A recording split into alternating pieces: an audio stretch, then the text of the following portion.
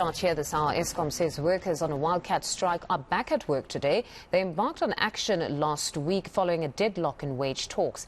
They'll now meet Eskom management at the negotiation table this Friday. The utility is expected to table a revised wage offer. The strikes caused rolling blackouts to be pushed to stage 6 yesterday.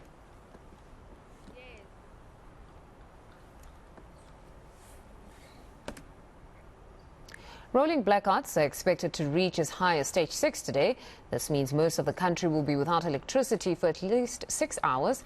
From traffic lights not working to closed shops and food going bad in your fridge, it's all become, well, all too normal. Our reporter Lindokuhle Kulu is in Johannesburg and Nobesutu Ejana is covering the blackouts in Cape Town for us. We'll start with Lindokuhle yet again. Lindokuhle, your event seemed to have gotten well underway. We heard that that particular shopping mall will be less reliant on the grid. Just talk to us a bit more about that particular event.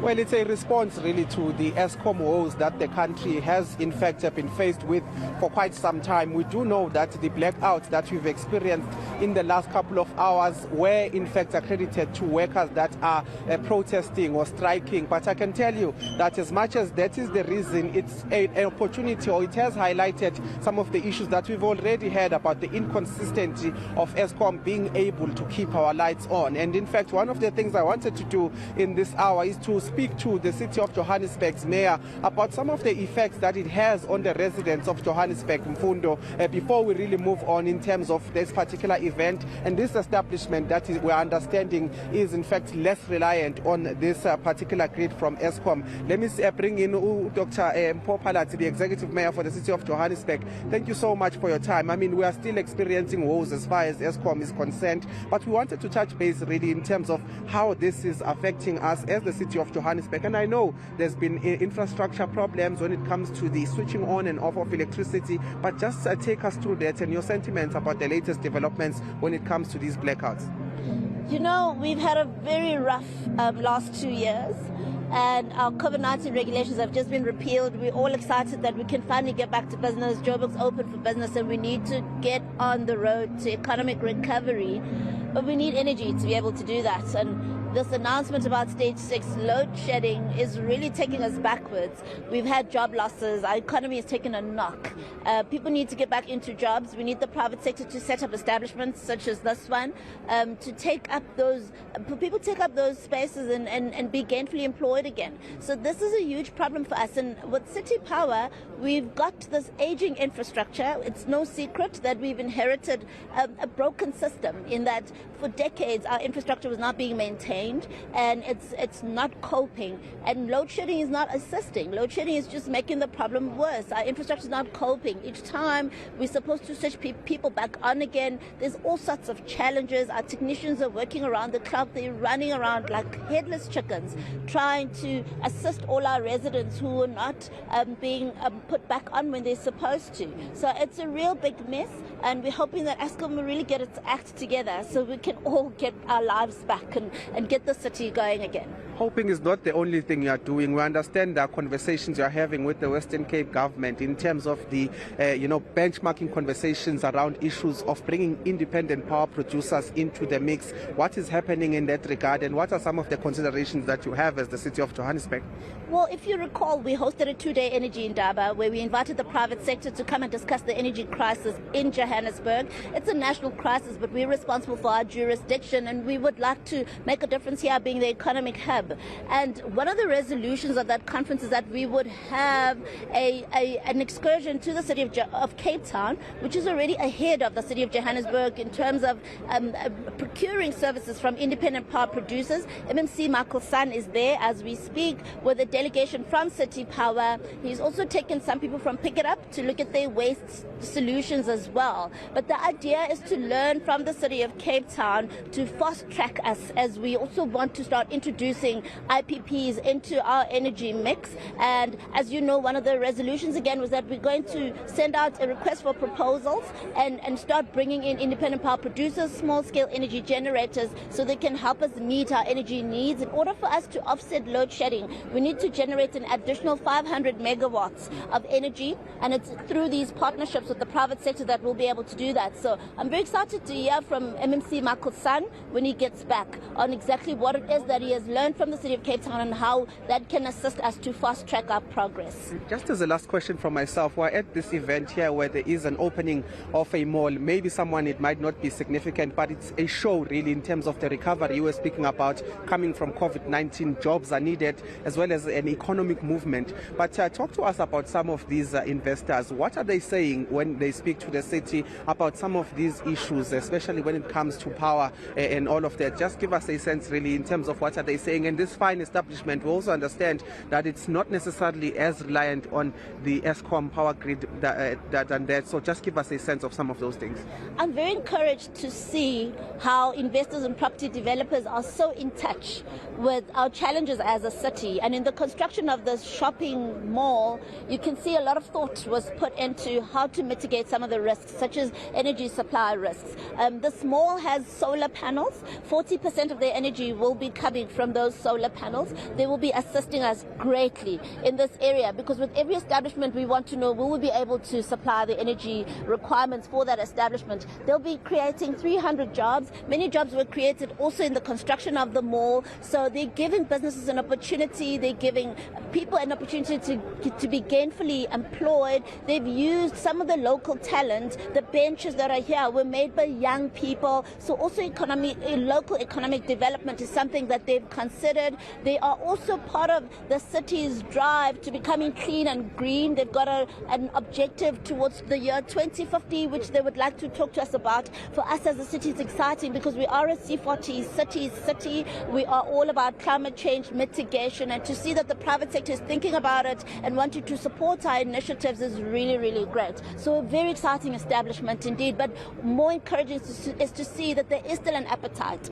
from the private sector to come and invest in the city of Johannesburg. It says to us as government, we're not alone, and we need to support business, keep making the city business friendly so that we can attract even more investment. And it says that together we will really be able to rebuild our city. All right, thank you so much, Mayor. We'll have to leave it there for now. The Mayor for the city of Johannesburg, Dr. Mpho Phalatse, just giving us a sense really of some of the challenges that are faced by the city when it comes to issues of power outages. But more than anything, she's also touching on the fact that it's time for recovery. It's time for the city to recover, and it's time for the country to recover. And such investments would then mean that they need to create an environment that is friendly to business to thrive. So those are some of the things that we are being given. Now we'll be getting more reaction in terms of the business sector and how it is affected by these blackouts, as there is a desperate need for a solution as far as power supply is concerned.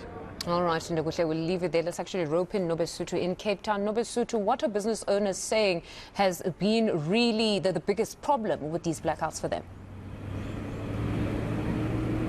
Well, Mfundo, when we spoke to business owners yesterday in Athlone, they did mention that they've had to prepare and adapt due to the rollout of the blackouts, and they've had to buy generators, which is something that is costing, it's a financial impact for them, but to ensure that they keep the shops open and they keep their employees still working, they've had to make alternative arrangements. But we are in Bishop Lavis trying to speak to some residents just to gauge, especially this area.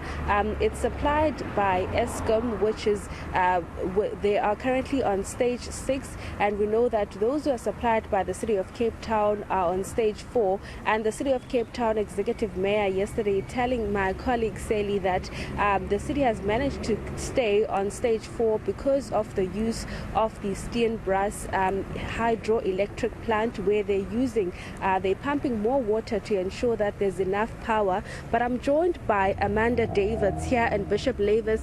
Amanda, you were telling me that yesterday when the power went out, it went out for too long, that it went out at 2 and it was meant to come back at 4:30, but by 7 o'clock you were still without power. Tell us about how did you manage during that time?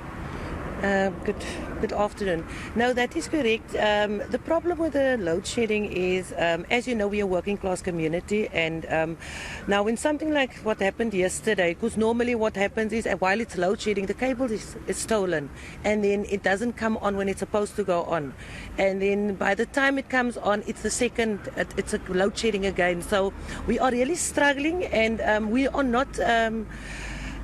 The people that lives in Bishop Lavis doesn't have the means to just go and buy food. So now you have people who doesn't have food to eat because there's nothing cooked. So yeah, it's a problem for Bishop Lavis. And tell me, how did you manage yesterday? Because you were telling me that you couldn't even cook. So what you did was to ensure that everyone is bathed.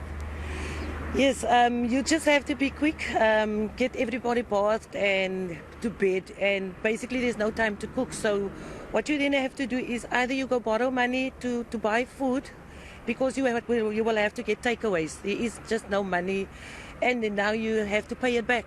And it's a vicious cycle. We cannot afford load shedding in the working class communities. That's it.